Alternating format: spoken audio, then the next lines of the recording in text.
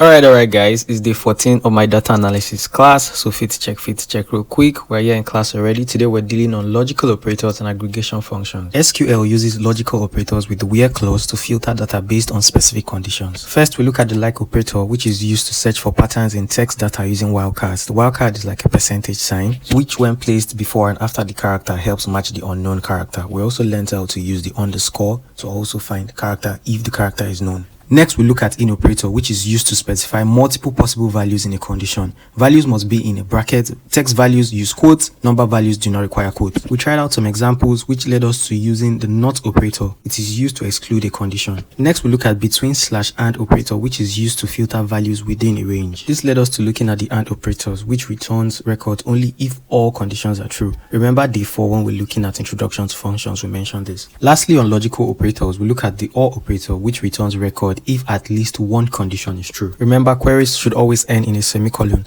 Next, we look at aggregation functions in SQL. Aggregation functions perform calculations on multiple rows and return single value. We look at count, which counts the number of records. We look at sum, which calculates the total value of a numeric column. We look at average, which calculates the average value. And lastly, we look at the group by clause. When using aggregation functions with other columns, the non-aggregated column must be included in group by. That was it for today. See you guys on my next video. Peace.